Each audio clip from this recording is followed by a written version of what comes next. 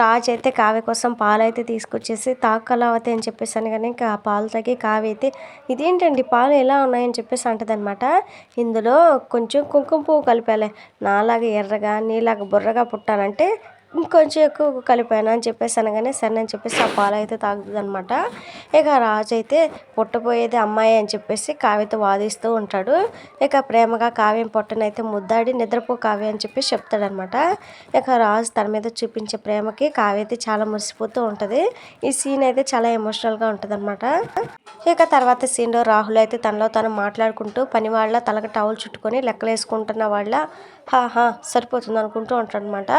ఇక అప్పుడే అక్కడికి వచ్చిన రుద్రాణి అయితే చూసి షాక్ అయిపోయి దగ్గరికి వచ్చి ఏంట్రా లెక్కలు వేసుకుంటూ అలా తిరుగుతున్నావు అని చెప్పేసి అడుగుతుందనమాట.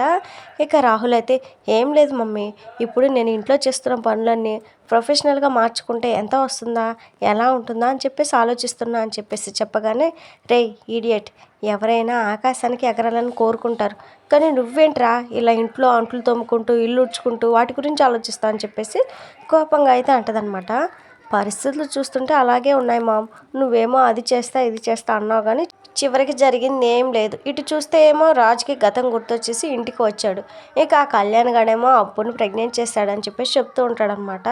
ఇంట్లో పరిస్థితి నువ్వు కూడా చూసావు కదా, ఆ స్వప్న నన్ను ఒక పనివాణి చేసేసి నాతో ఆడుకుంటుంది, వీళ్ళని ఇలాగే వదిలిస్తే వాళ్ళకి పిల్లలు పుడతారు, ఆ రాజుకి పుట్టినవాడు వారసుడు అవుతాడు, తర్వాత నేను ఈ ఇంటికి పెద్ద పనోడిని అవుతాను, అలవాటైన పనే కదరా అని చెప్పేసి అందరూ నన్ను పనోడి కింద వాడుకుంటారు, అందుకే వచ్చిన పనినైనా ఊరికే చేయడం దేనికి, క్యాష్ చేసుకుందాం అని చెప్పేసి ఆలోచిస్తున్నా అని చెప్పేసి రాహుల్ అయితే చెప్పగానే అలాంటి కర్మ నీకెందుకు పట్టనిస్తాను రా అని చెప్పేసి రుద్రాణి అయితే కోపంగా అంటదనమాట.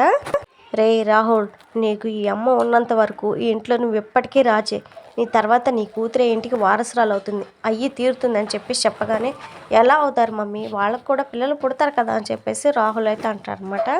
కానీ పొట్టకుండా చేసే ఐడియా నా దగ్గర ఉందిరా అని చెప్పేసి రుద్రాణి అనగానే నిజంగానా మమ్మీ అని చెప్పేసి రాహుల్ అయితే అడుగుతాడు.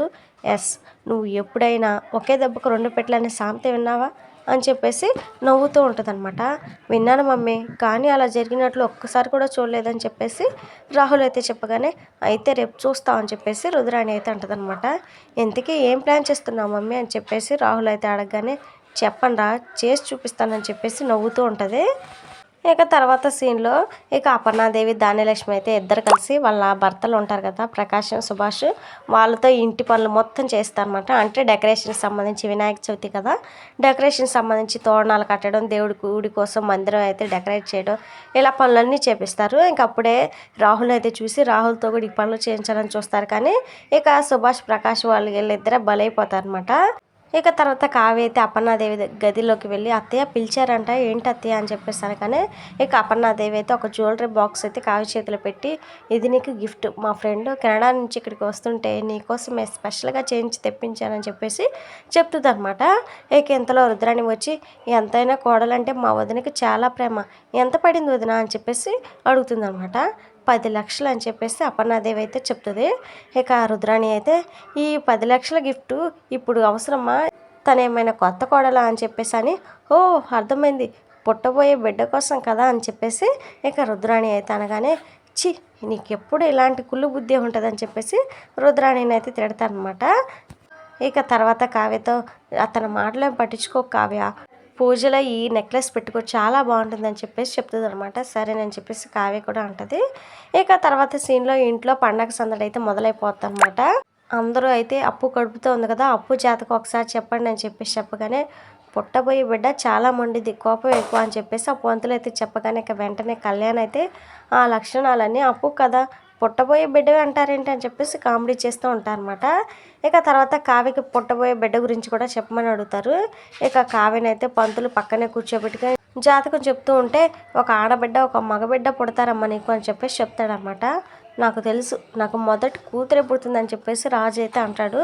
పుట్టబోయే బిడ్డ రాణి రుద్రమాదేవిలా వీరురాలు ధీరురాలు అవుతుందని చెప్పేసి గొప్పగా చెప్తూ ఉండగానే ఇక ఇంతలో స్వప్న అయితే తన బిడ్డని అయితే ఎత్తుకొని అక్కడికైతే వస్తారనమాట.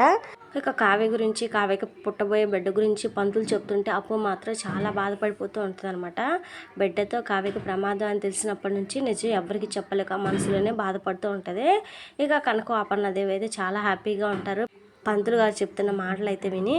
వెంటనే రుద్రాణి అయితే పుట్టబోయే వాళ్ళ గురించి తర్వాత చెప్పొచ్చులే పంతులు గారు, ముందు పుట్టిన నా మనవరాల గురించి చెప్పండి అని చెప్పేసి అడగగానే నీ పెంపకం వల్ల పెరిగితే కొంపలు కూల్చేదానిలా తయారవుతుందని చెప్పేసి ప్రకాశం అయితే అంటాడనమాట. ఇక అప్కమింగ్ ఎపిసోడ్లో అయితే రాజు అయితే రేవతిని ఇంటికైతే తీసుకొని వస్తాడని చెప్పేసి మాట అయితే ఇచ్చాడు కదా, మరి రేవతిని ఎలా ఇంటికి తీసుకొస్తాడు ఏంటి అనేది నెక్స్ట్ ఎపిసోడ్స్ చాలా ఇంట్రెస్టింగ్గా ఉండబోతున్నాయి ఫ్రెండ్స్. మరి మిస్ అవ్వకుండా మన ఛానల్లో తెలుసుకోవాలనుకుంటే ఛానల్ని సబ్స్క్రైబ్ చేసి వీడియోని లైక్ చేసి సపోర్ట్ చేయండి. Thank you friends.